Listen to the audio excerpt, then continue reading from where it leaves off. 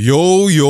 Subscribers, Hilakbot Stories, welcome back sa lahat po ng mga nakikinig at mga nag-aabang ng ating segment na ito. Kahit lilima pa lamang ang nasa premiere ngayon, maraming salamat po sa inyo. Thank you! Ako po muli si Red at syempre eto na ang mga kwento. 3 stories na naman as usual mula po kina Ibarra, si Miracle at si Amang, ang bida po sa ating kwentuhan ngayong gabing ito. Mga minamahal nating OFW, kahit hindi ka OFW, mga simpleng mga estudyante at lahat ng mga naka-duty ngayong gabi, welcome po dito. Regular listeners, silent listeners at lalong-lalo na syempre sa lahat ng ating mga channel members, maraming salamat for making this episode possible. Here we go. You are listening to Subscribers Hilakbot Stories, true horror stories submitted by HTV Positive listeners.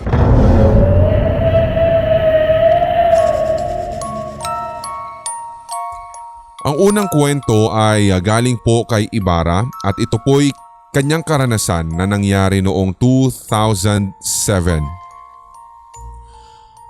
So kabuanan po ng asawa ko noon nang mapagpasyahan naming lumuwas sa kanila sa Bulacan. Hindi ko na po sasabihin yung pinaka-eksaktong location pero liblib yung lugar nila noon. Hiwa-hiwalay pa nga po ang mga bahay. So dumating kami sa kanila mga katanghalian na. So nag-tricycle kaming dalawa. Habang pababa ako ay meron pong matanda na naglalakad sa kabilang side ng kalsada. Napatingin ako sa kanya nang huminto siya at nakatitig sa asawa ko habang bumababa ng tricycle. Aswang ang matandang yon. Thank you po, Sir Red. Iniklian. Shorten period. Hindi, shortcut. Hindi. Sige, diretso natin diretso. Hindi naman spoiler, masyado ka naman. Bawal tumawa, horror kasi ito. Grabe ka naman. Kaya nga konti lang views mo eh. Dahil ginagago mo may kwento. Anyway, eto na. So habang papasok kami sa gate nila, binabalikan ko ng tingin yung matanda. Andun pa rin po siya, Sir Red, at nakatingin. Nakahinto lang talaga siya. As in, titig na titig sa amin. Kaya pagdating ko sa bahay o pagdating namin sa bahay, agad kong tinanong yung asawa ko kung kilala ba niya yung matanda. At ang sabi niya ay, "Sinong matanda?" "Yung kanina sa labas. Nakatitig kasi sa'yo eh. Baka akala ko kinikilala ka lang o kaya matagal mo nang kakilala dito. O baka kasi minumukhaan ka tas nagtataka bakit buntis ka na." At sabi ng asawa ko ay hindi naman daw niya napansin yun. Kaya kinagabihan, 9 or 10 PM na nun, nanonood kami ng biyanan kong lalaki ng telebisyon. Yung asawa ko at 2 kapatid niya ay naroroon sa kwarto natutulog. 2 ang kwarto sa bahay nila. Isa sa mga biyanan ko at isa sa kanilang magkakapatid. Kaya ang ending, ako ay matutulog sa sala. So habang nanonood ay nagkikwentuhan kami ng biyanan ko. Naputol lang po yung kwentuhan naming iyon, Sir Red, nang bigla pong nag-static yung TV. Yun bang wala na pong palabas at parang tuldok-tuldok na lang, sabi niya.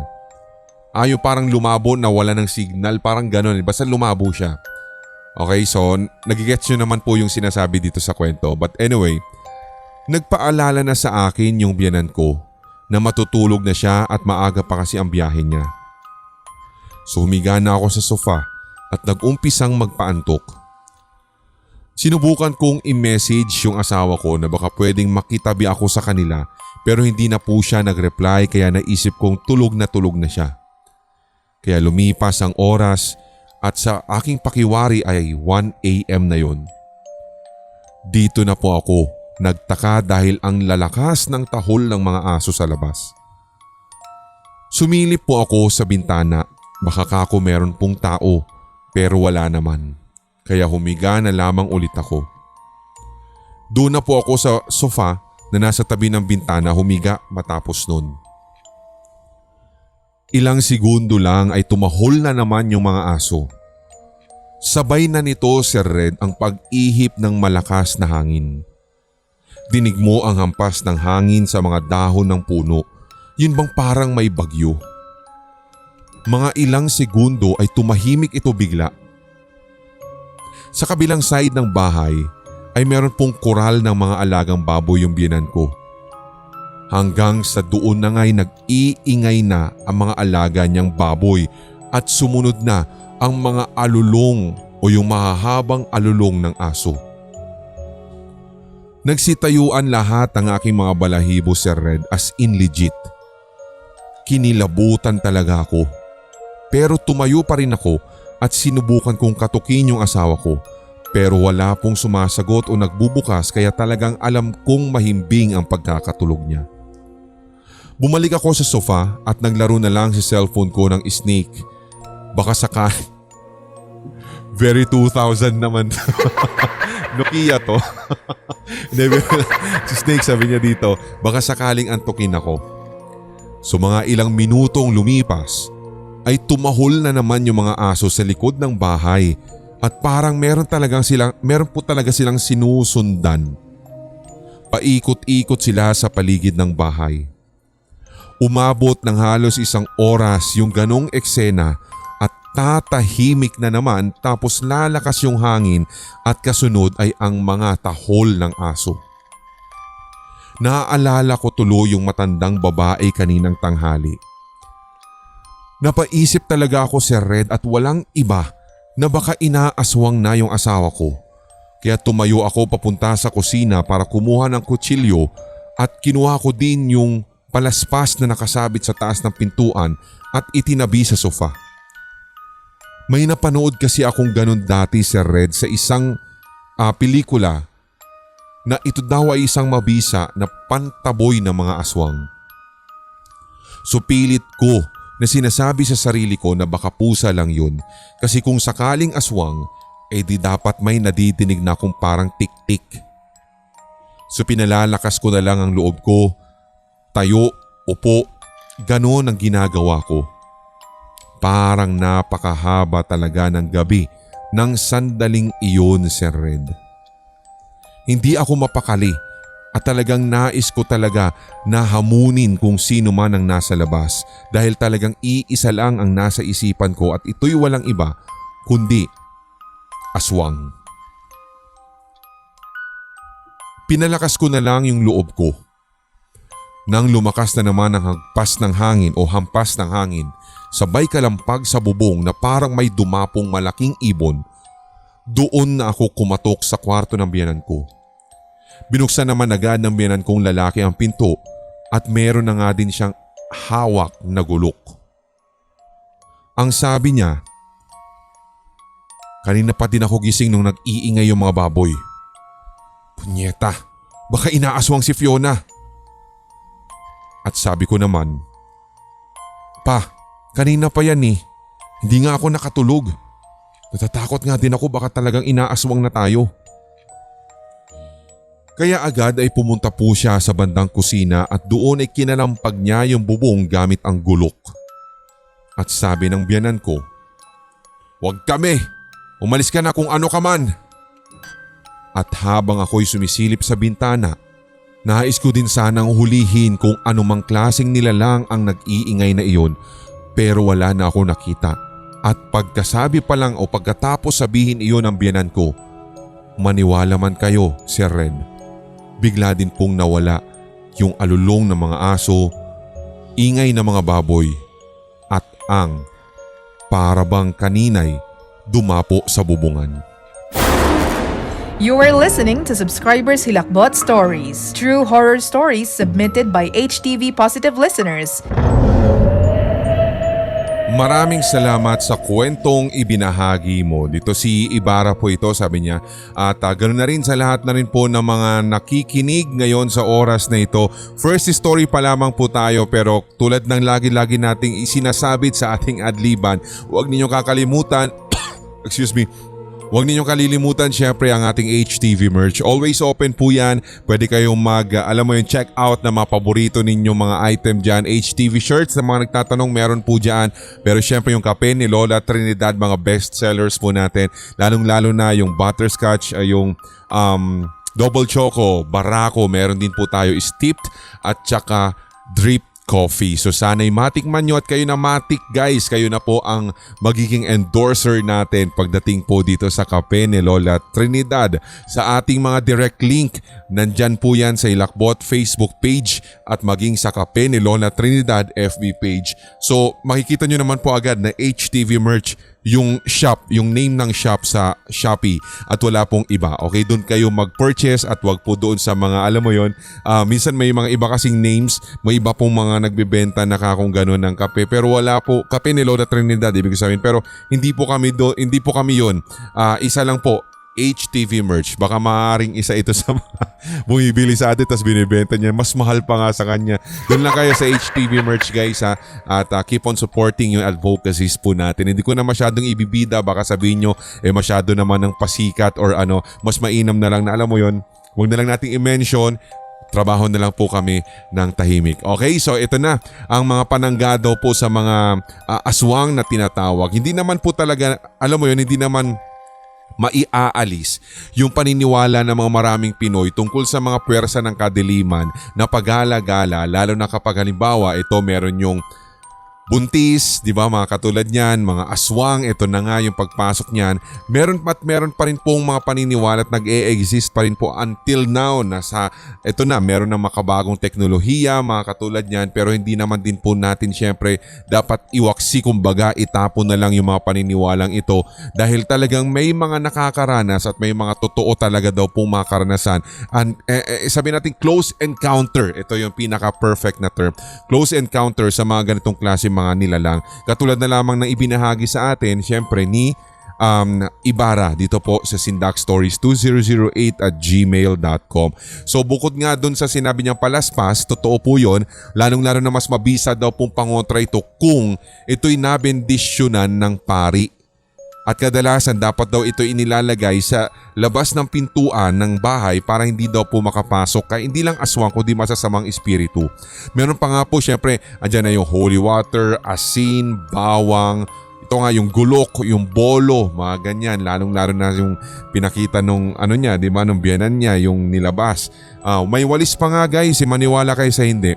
Mas mainam daw talaga na meron din daw ganun kasi alam mo yun, pananggalang o kaya pangtaboy daw ito ng mga aswang para hindi daw sila papasukin yung buntis at dapat nakabaliktad daw ito sa tabi ng pinto.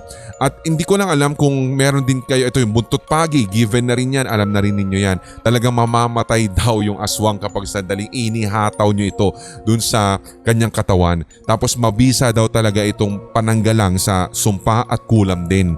Okay, so itong sources natin na ito ay alam ko nabanggit ko na ito for how many times pero sa mga baguhan po sa ating channel at nakikinig, so ito yon. Pero meron pang isang sinasabi, yung tama ba yung pagkakapronounce ko? Tuob o tuob? Tuob. Parang gano'n Ritual daw yun para maitaboy daw yung mga aswang at saka mga bad spirits.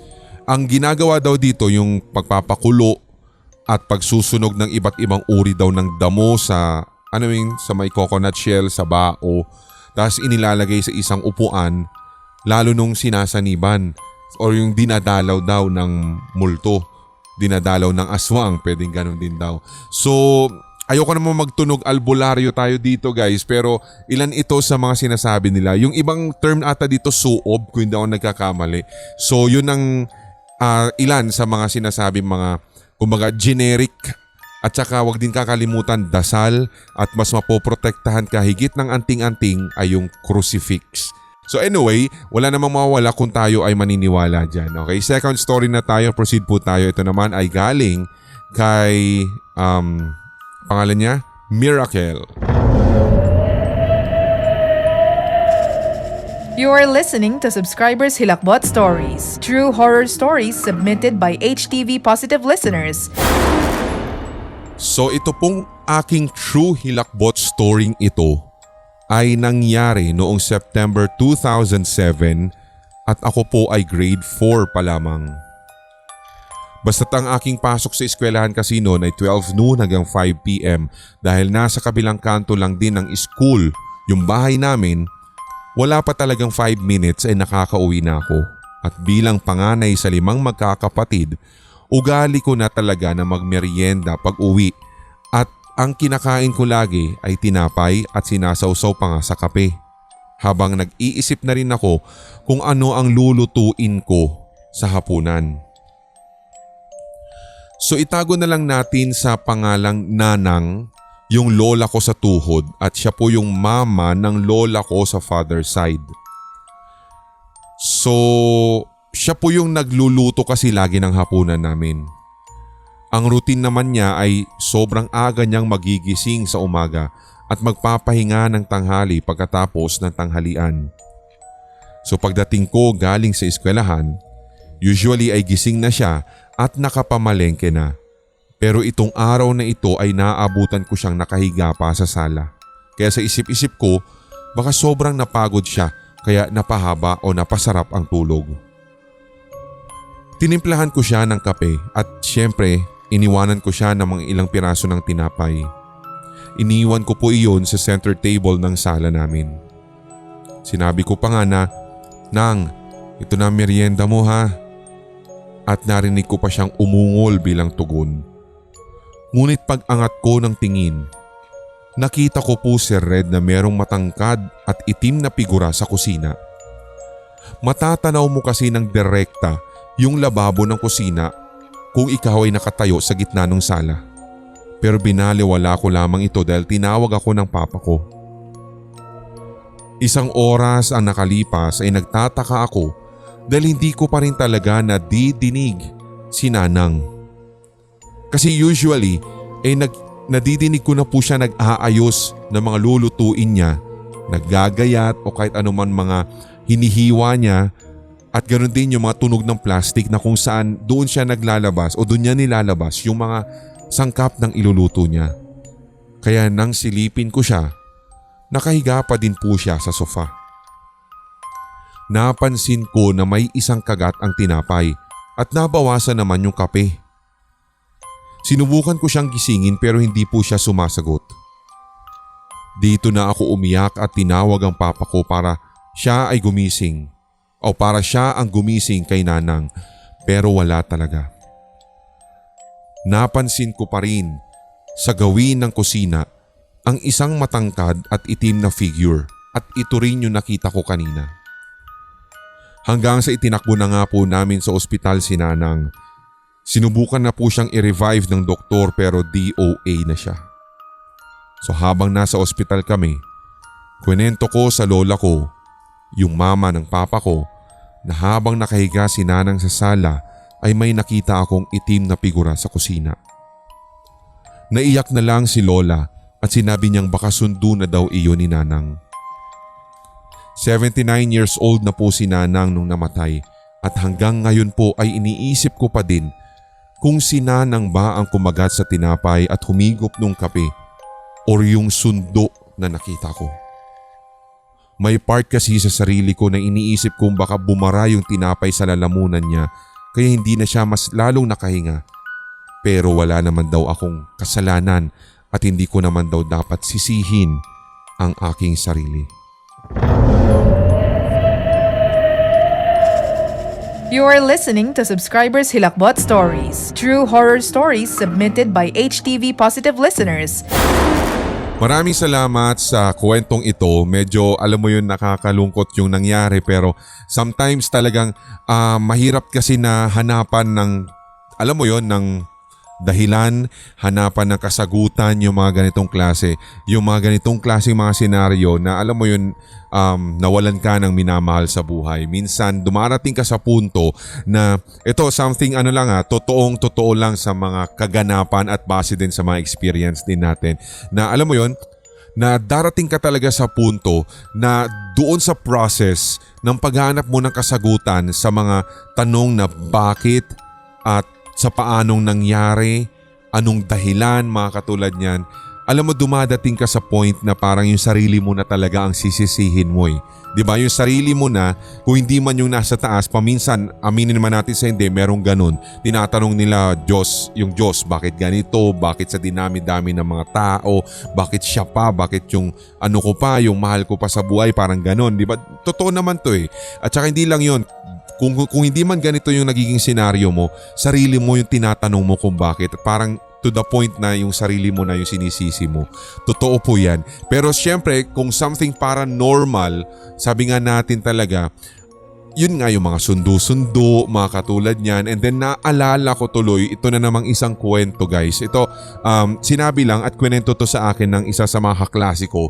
At parang ito lang 2 weeks ago lang to eh. Parang timely naman tong Clay, yung nailagay natin na kwentong ito dito. Kasi sa pagkakaalala ko sa kwento niya, sabi niya kasi sa akin, Kuya Red, sabi niya ganun, natatandaan ko din noon na merong kwento si mami ko at yung auntie ko na pumunta or bumisita daw sila doon sa bahay nung lola nila. Lola nila lola ng mama at ng auntie niya. Okay? So pumunta daw sila doon pero nagulat daw sila bakit daw meron daw matangkad na lalaki na naroroon sa loob ng bahay na nakita na mataan na daw nila doon sa mismong bintana. And then nung tinanong daw nila pagkapasok nila, tinanong nila kung sino yung kasama daw ng lola nila pero wala daw. Wala naman daw kasama talaga, as in literal hinanap nila at mag-isa lang talaga yung lola nila nung time na iyon doon sa bahay, doon sa residence niya. Tapos hanggang sa nakita na naman daw ito nung auntie nung klasikong yun na naroroon daw sa kwarto ni lola yung lalaki.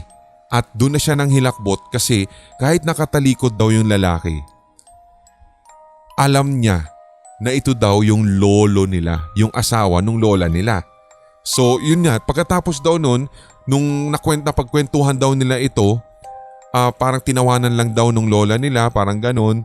Tapos nagbiro pa nga daw na baka sinusundo na ako, parang ganon. Pero nagulat na lang sila kasi guys kung bakit sabihin na natin na parang nakakagulat kasi malakas-lakas pa daw yung lola nila nung bumisita sila doon. Wala naman ding iniindang sakit na kahit na ano. And then yun nga, na na namatay siya nung kinagabihan. And then dun sa sa autopsy, parang madaling araw daw ng mamatay na cardiac arrest, something like that yung lola niya.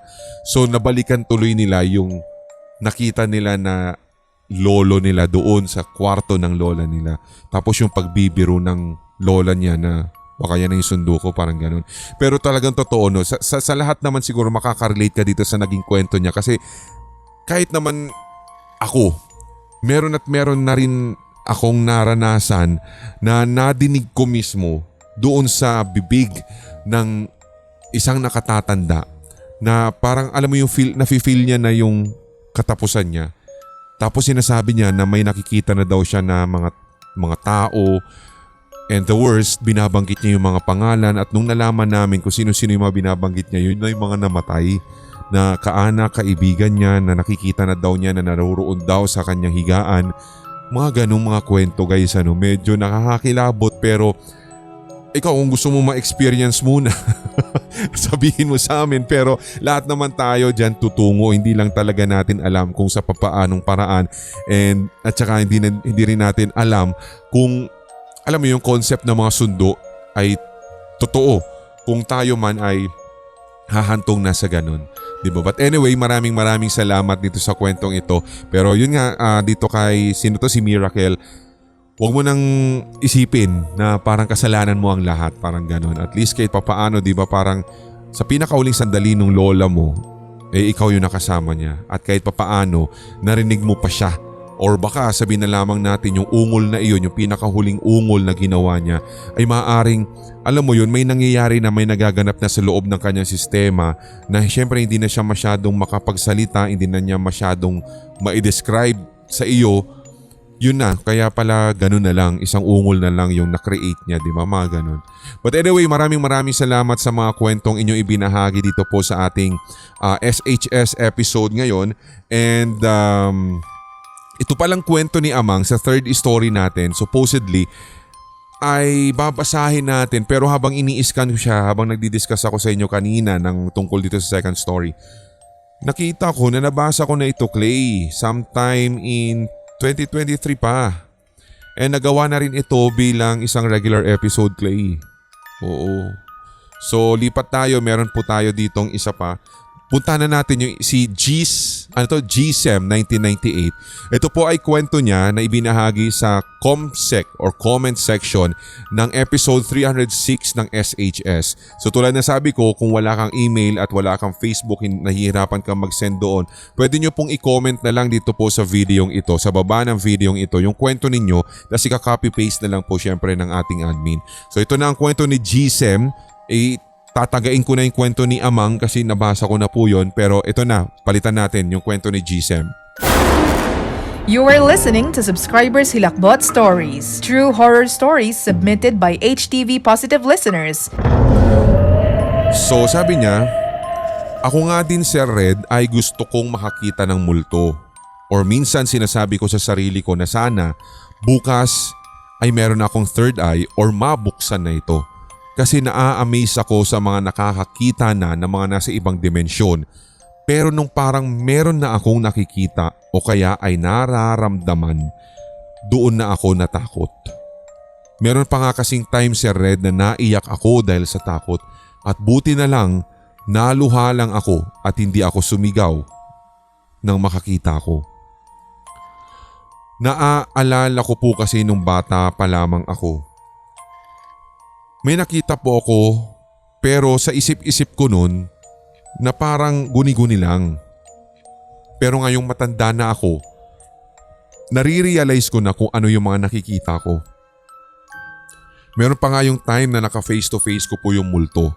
At buti na lang ay bata pa ako at inaantok ako kaya mas inuna ko yung tulog. Okay.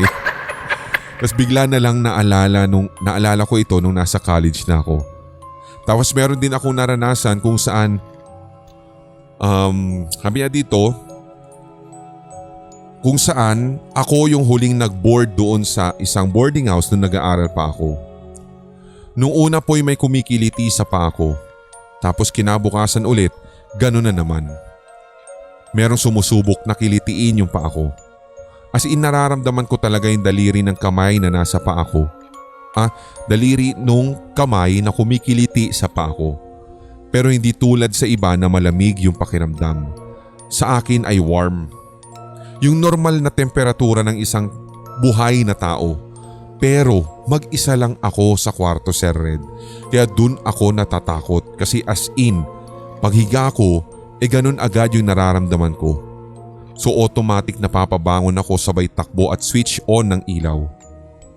Natatawa na lamang din ako at the same time kasi lumapit pa ako sa kama para lang inspeksyonin kung meron lang bang nahagip yung paa ko na parang daliri kasi yun yung na-feel ko eh. Or meron kayang nakapasok na kung sino man na nasa ilalim lang ng kama ko pero wala po talaga. Naisip ko nga po lahat yung iba pa, Sir Red, na mga katatakutan na experience ko habang tinatype ko ito. You are listening to Subscribers Hilakbot Stories, true horror stories submitted by HTV Positive listeners.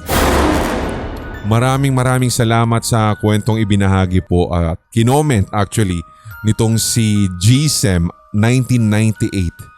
At tulad nga po niya, sabi ko sa inyo, kung hindi sindakstories2008@gmail.com mapagpapadalhan, pwede pong i-comment na lang po yan dito po sa baba ng videong ito. So sana ay meron naman po kayong kahit papaano, alam mo yon, na napulot sa ating kwentuhan ngayong gabing ito.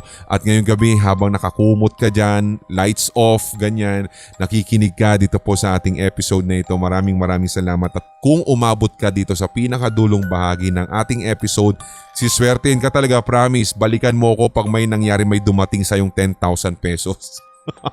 Kinonfirm.